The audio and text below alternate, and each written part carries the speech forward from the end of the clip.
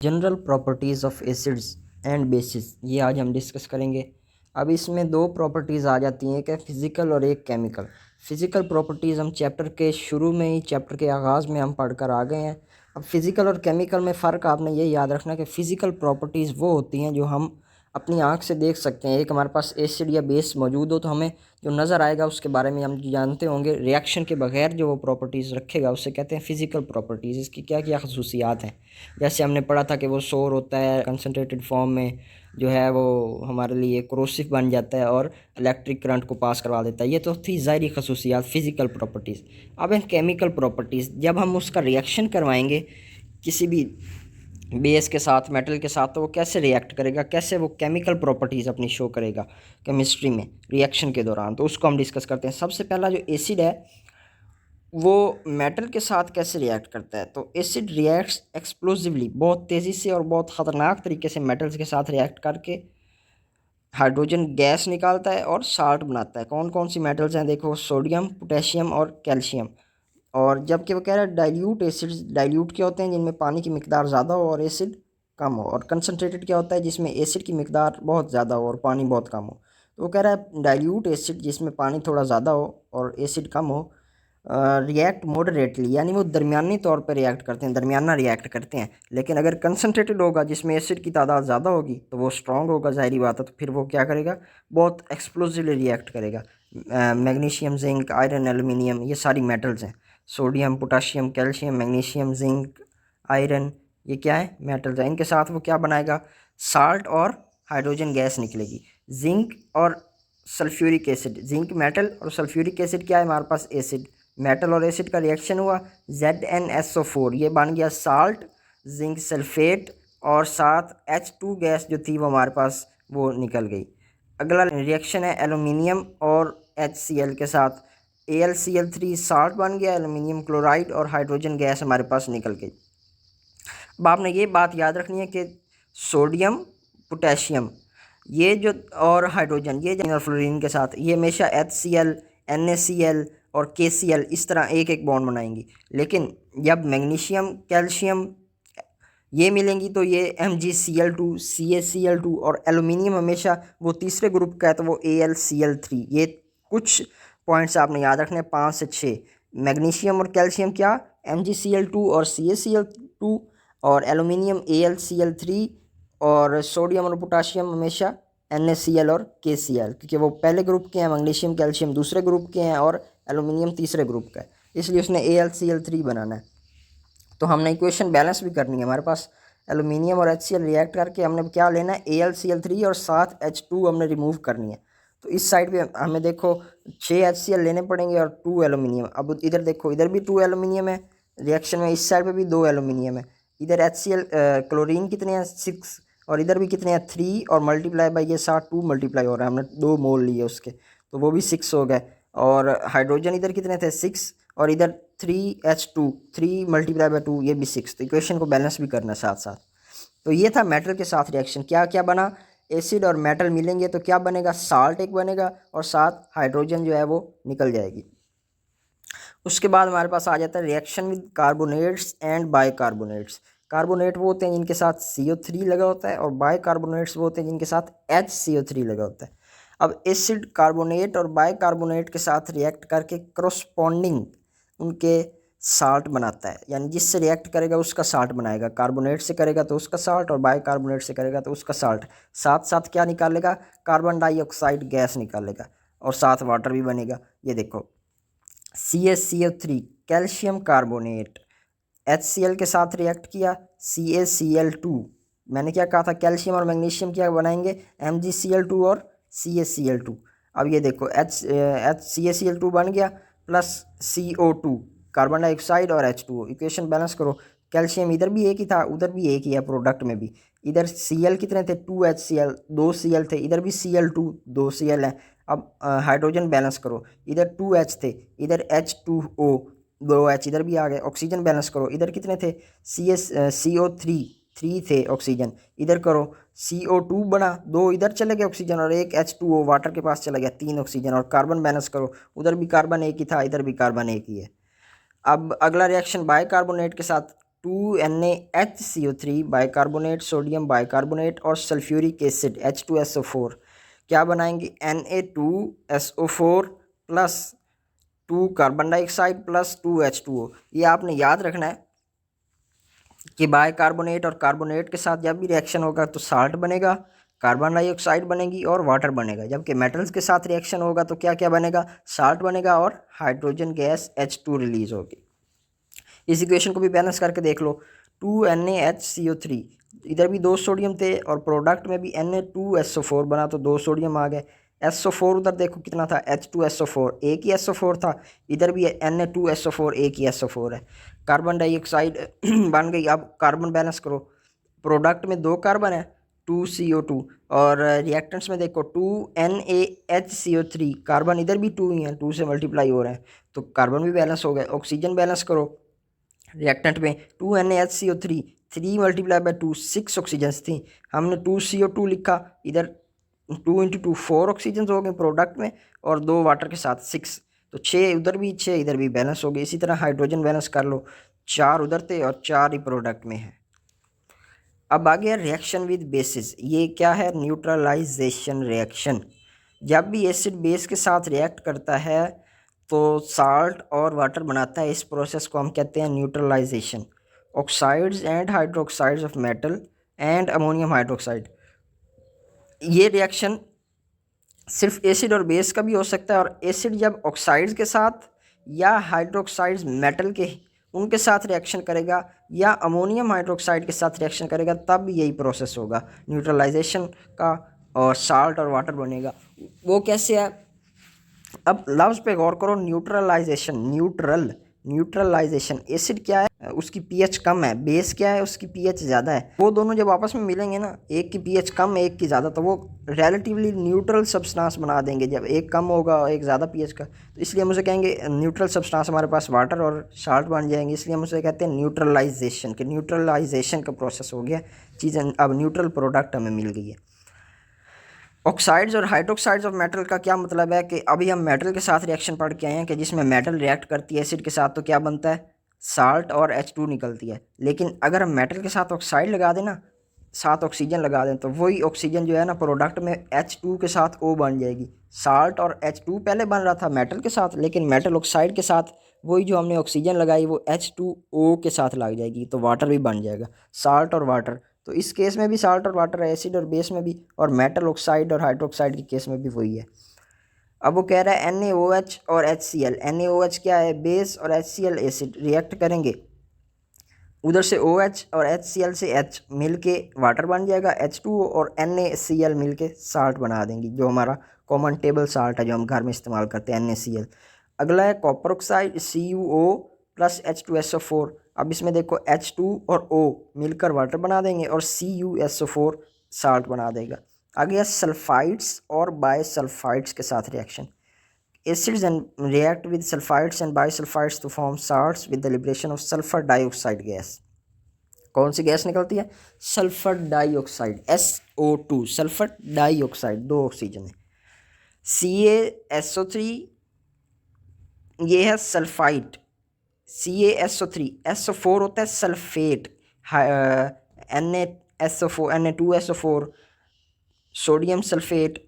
इसी तरह ये है हमारे पास CaSO3, यानी SO4 होगा तो सल्फेट, SO3 होगा तो सल्फाइड, और बाई का लफ्ज़ जब भी आ जाएगा ना तो साथ जो हमने पहले जो आगे लिखा हुआ है उसके साथ बाई आ जाएगा, तो मतलब हमने H ऐड कर देना है। जैसे हमने ऊपर पढ़ा था कार्बोनेट्स और बाई कार्बोनेट्स, कार्बोनेट्स क्या थे, CO3 वाले, और उनके साथ बाई कार्बोनेट जब हमने बनाया तो क्या लगा दिया, HCO3, वो बन गया बाई कार्बोनेट। इसी तरह सल्फाइड क्या है, SO3, लेकिन जब SO3 के साथ H लगा दोगे तो वो क्या बन जाएगा, बाईसल्फाइड। इसी तरह आप एसिड का रिएक्शन इनके साथ करा के देखो कि जब सल्फाइड के साथ रिएक्शन करेगा 2HCl तो क्या बनेगा, CaCl2 प्लस, हमेशा आपने SO2 गैस निकालनी है, प्लस H2O वाटर बन जाएगा। इक्वेशन बैलेंस करके देखो, दोनों साइड पे इक्वेशन बैलेंस ज़रूर करनी है।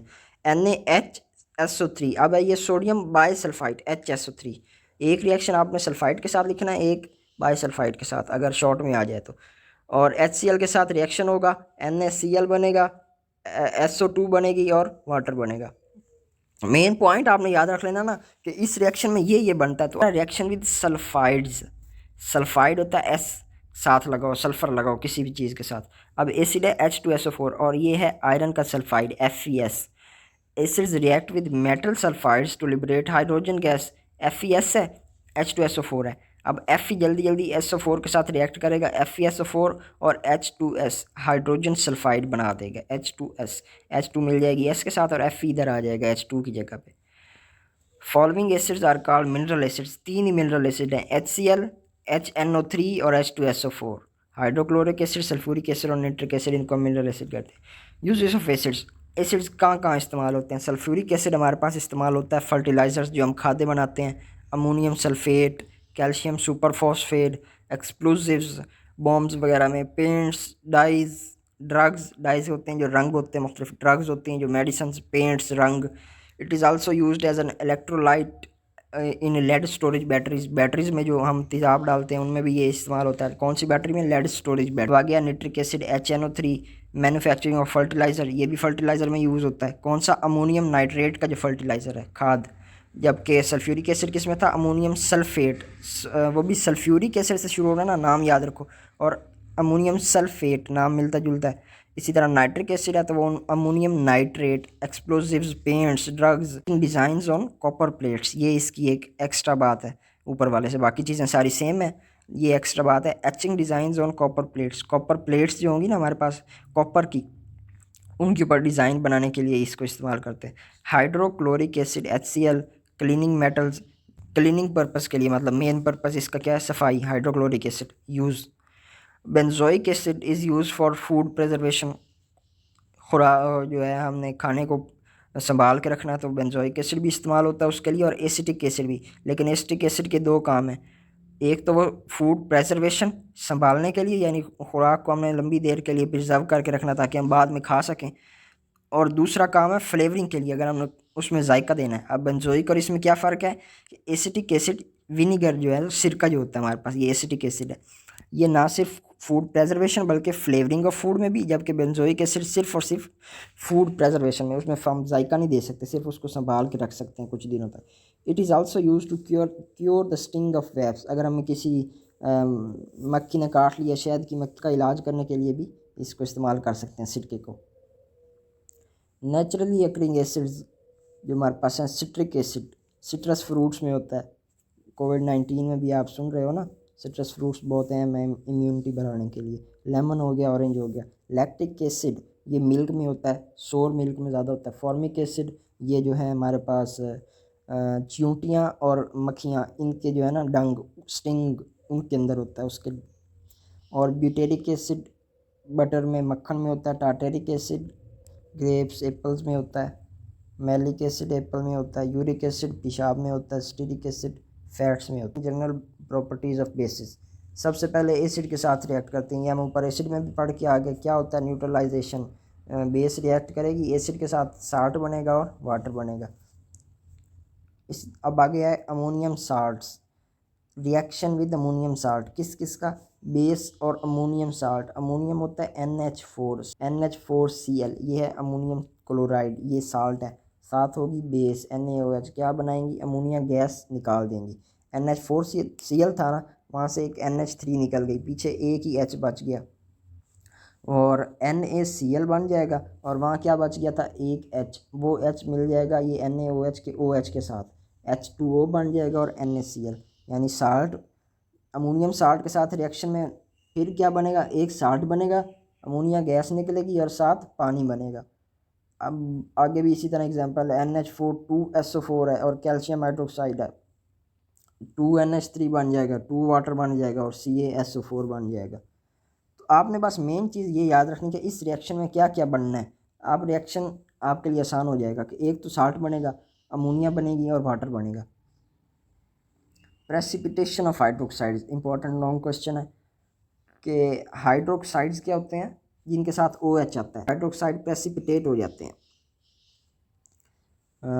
अल्कलीज प्रेसिपिटेट, अल्कलीज बेसिस को ही कहते हैं। Insoluble hydroxides when added to solutions of salts of heavy metals such as copper. Metal के साल्ट के साथ ही कॉपर, जिंक, आयरन, लेड, ये सारी क्या है? मेटल्स। और इनके साथ जो लगा हुआ है Cl2SO4, ये क्या बना रहा है? इनका साल्ट, कॉपर सल्फेट साल्ट। वो कह रहा है मेटल के साल्ट्स के साथ जब बेसिस रिएक्ट करेंगी ना तो वो प्रेसिपिटेट बना देंगी इनसॉल्युबल हाइड्रोक्साइड्स का। ये सारे जो रिएक्शन में OH2, zinc OH2, copper OH2 बन रहे हैं, ये क्या है, सारे इनसॉल्युबल प्रेसिपिटेट हैं, यानी ये सोल्यूशन में नीचे बैठ जाते हैं, सोल्यूशन में हल नहीं होते, नीचे बैठ जाते हैं। प्रेसिपिटेट का मतलब होता है सोल्यूशन में हम पानी लें ना, उसके अंदर चीनी डालें, जो चीनी नीचे हल हुए बगैर नीचे रह जाती है, उससे हम कहते हैं प्रेसिपिटेट हो गई, मज़ीद हल नहीं हो रही। तो ये ना, इसको जितना भी हम हल करने की कोशिश करें, ये प्रेसिपिटेट हो जाते हैं, नीचे बैठ जाते हैं। पहला रिएक्शन है CuSO4 और 2NaOH।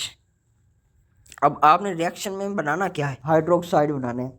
अब CuSO4 है, उसके साथ 2NaOH है, तो क्या बनेगा, CuOH2 कॉपर का हाइड्रोक्साइड बना दिया। पीछे जो जो बच गया उनको मिला दो, क्या बच गया, Na2SO4 सोडियम का सल्फेट।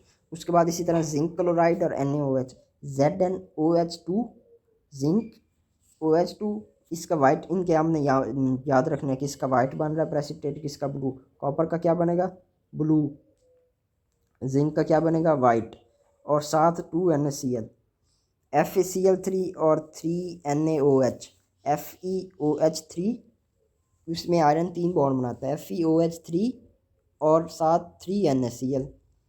आगे है lead nitrate plus NaOH, PbOH2, 2NaOH थे ना हमारे पास, जितने हम NaOH लेंगे उतने ही रिएक्शन में OH आएंगे। 2NaOH लिए हमने, PbOH2 प्लस 2NaNO3, NO3 उधर भी 2 थे, इधर भी 2 हैं, इसका कौन सा बनेगा वाइट, FeOH3 का क्या बनेगा ब्राउन।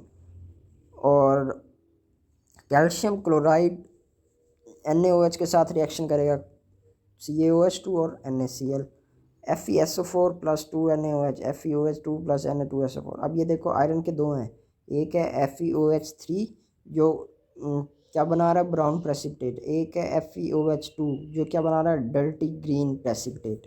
ये याद रखना, जिसके पास FeOH2 जिसके पास कम OH है वो क्या बना रहा है डर्टी ग्रीन प्रेसिपिटेट, और जिसके पास ज़्यादा OH है FeOH3 वो क्या बना रहा है ब्राउन प्रेसिपिटेट। ये लॉन्ग क्वेश्चन के लिए इंपॉर्टेंट है, ये आपने याद कर लेना है। ये याद करने का यही तरीका कि आप एक दफ़ा पढ़ो फिर इसको लिखो, जो गलतियाँ नोट करो दोबारा लिखो, तब ये याद होगा। इसी तरह एक दफ़ा पढ़ने से आपसे रिएक्शन कभी भी याद नहीं होनी। यूजेस ऑफ बेसिस, अब बेसिस इसका इस्तेमाल कैसे होता है, पहले हमने एसिड के यूज़ पढ़े, अब बेस के। Sodium hydroxide NaOH use for the manufacture of soap, साबुन बनाने में इस्तेमाल होती है। Calcium hydroxide bleaching powder, hard water जो होता है उसको सॉफ्ट करने में। एंड न्यूट्रलाइजेशन एसिडिक सॉइल, हमारे पास जो ज़मीन ज़्यादा एसिडिक हो जाती है उसको हम न्यूट्रल करने के लिए भी कैल्शियम हाइड्रोक्साइड का इस्तेमाल करते हैं, क्योंकि बेस है ना, एसिड के साथ रिएक्ट करके बेस तो उसको न्यूट्रल कर देगी। And lakes due to acid rain, यानी एसिड रेन की वजह से जो ज़मीन एसिडिक बन जाती है, या कोई लेक्स हमारे पास कोई नदी एसिडिक हो जाती है तो उसमें हम कैल्शियम हाइड्रोक्साइड डाल के उसको न्यूट्रल करते हैं। Potassium hydroxide is used in alkaline batteries, alkaline क्या होती हैं बेसिक, जबकि ऊपर हमने एक बैटरी पढ़ी थी सल्फ्यूरिक एसिड के यूज़ में, कौन सी थी लेड स्टोरेज बैटरी, उसमें वो इलेक्ट्रोलाइट यूज़ होता है। पोटाशियम हाइड्रोक्साइड किस में होता है अल्कलाइन बैटरीज में। Magnesium hydroxide acidity in stomach, मैदे में एसिडिटी को कम करने के लिए इस्तेमाल होता है, जब मैदे की तेज़ाबियत ज़्यादा हो जाती है तो उसमें हम मैग्नीशियम हाइड्रोक्साइड का इस्तेमाल कर सकते हैं। It is also use for treatment of बीज स्टिंग, अगर मक्खी को काट ले तो। पर एसिड कौन सा इस्तेमाल हो रहा था इसके लिए, एसिडिक एसिड, और बेस कौन सी इस्तेमाल हो रही है मैग्नीशियम हाइड्रोक्साइड। इस तरह चीज़ों को मिलाओगे ना तो आप आसानी से याद कर सकते हो। एलुमिनियम हाइड्रोक्साइड, एलुमिनियम हाइड्रोक्साइड किसके लिए इस्तेमाल होता है, AlOH3 जो है फोमिंग एजेंट, फोम बनाने के लिए। फायर एक्सटिंक्शन जो हमारे पास लगे होते हैं अस्पतालों में, रेड कलर का लटका होता है फायर एक्सटिंक्शन, आग को बुझाने के लिए एक बॉक्स होता है, उसमें वो क्या है फोमिंग एजेंट होता है aluminium hydroxide. Ammonium hydroxide NH oxide NH4OH जो है हमारे पास remove grease stains from clothes, अगर कपड़ों पे ग्रीस के हमारे पास दाग लग जाए ना उसको मिटाने के लिए हम अमोनियम हाइड्रोक्साइड यूज़ करते हैं। अब एसिडिटी इन स्टमक के लिए कौन सा है मैग्नीशियम हाइड्रोक्साइड, लेकिन सॉइल और लेक्स की एसिडिटी को कम करने के लिए कौन सा है calcium hydroxide. Test yourself आ गया, when acids react with carbonates and bicarbonates, कौन सी गैस निकलती है, कार्बोनेट्स और बाइकार्बोनेट्स क्या है, CO3 कार्बोनेट है, HCO3 बाइकार्बोनेट है। जब रिएक्ट करेंगे तो क्या निकलेगा हमारे पास CO2 गैस निकलेगी। Which type of salts produce SO2 gas on reacting with acids, SO2 gas कौन बनाता है, सल्फाइड्स और बाईसल्फाइड्स। ठीक है। SO3 और HSO3 के जो हमारे पास होते हैं ना मेटल के सल्फाइड्स और बाइसल्फाइड्स, वो give uses of sulphuric acid. Sulphuric acid के यूज़ बता दो। एक तो है ना कॉमन सा नाइट्रिक और इसका दोनों का, क्या फर्टिलाइज़र में इस्तेमाल होता है, अमोनियम सल्फेट में हमारे पास डाइज बनाता है, रंग ड्रग्स बनाता है, एक्सप्लोजिव्स बनाता है, और उसके बाद लेड स्टोरेज बैटरीज में इस्तेमाल होता है। कि लाइन में लिखे हुए ना, आप अगर एक पॉइंट बना दोगे तो आपका शॉर्ट लेंथी हो जाएगा, प्यारा हो जाएगा। एक लाइन में लिखोगे तो वो एक लाइन का लगेगा, इसलिए आपने इनको पॉइंट्स बना के लिखना है। गैस लिबरेटेड यानी कौन सी गैस निकलती है when alkalis react with ammonium salt. Ammonium के साल्ट के साथ जब बेस को रिएक्ट करवाते हैं तो कौन सी गैस निकलती है? Ammonia gas. अमोनियम से याद रख लो, अभी हमने रिएक्शन पढ़ा ना अमोनियम साल्ट्स के साथ, तो उससे कौन सी गैस निकल रही थी? अमोनिया गैस निकल रही थी, साथ में पानी बन रहा था और साल्ट बन रहा था। Write down the colours of precipitate form by the reaction of caustic soda with the solutions of copper zinc ferric salt. Caustic soda कहते हैं NaOH को ही, ये ऊपर बने हुए हैं सारे NaOH। वो कह रहा है इसके साथ जो रिएक्ट कर रहे हैं सारे कॉपर जिंक और फेरिक साल्ट्स, इनके रंग बताओ। कॉपर का रंग क्या था? ब्लू। जिंक का क्या था? वाइट। और फेरिक साल्ट का क्या था? ब्राउन। स्टमक एसिडिटी क्या है? हमारे मैदे में जो तेजाबियत होती है, स्टमक हमारे पास सिक्रीट करता है chemical in regular way to digest food. Regularly हमारी खुराक को हजम करने के लिए मैदा जो है ना केमिकल निकालता रहता है। दीज केमिकल्स, इनमें HCl भी होता है, hydrochloric acid with other salts, और साल्ट्स भी होते हैं। कह रहा है hydrochloric acid is highly corrosive, बहुत ज़्यादा ख़तरनाक। अगर वो एसिड है तो हमारे मैदे को भी तो वो ख़राब कर सकता है। मैदा क्यों बचा हुआ? क्योंकि मैदे की जो लाइनिंग है, जो इर्द गिर्द की दीवारें हैं, वो किससे बनी हुई हैं? बेस से, जो कि उसको न्यूट्रल बना देती हैं ताकि वो सिर्फ खुराक को हजम करे, दीवारों को कुछ ना कहे। इंपॉर्टेंट फंक्शन एसिड को क्या है? Break down chemical bonds of the food. खुराक के केमिकल बॉन्ड को तोड़ता है हजम करते वक्त, इसलिए जो बड़े खुराक के हम मॉलिक्यूल अंदर ले जाते हैं उसको तोड़ देता है छोटे छोटे और बारीक बारीक पीसेस में। It also kills harmful bacteria, क्योंकि एसिड है तो जो भी अगर हम ख़तरनाक बैक्टीरिया ले जाते हैं तो उसको भी मार देता है।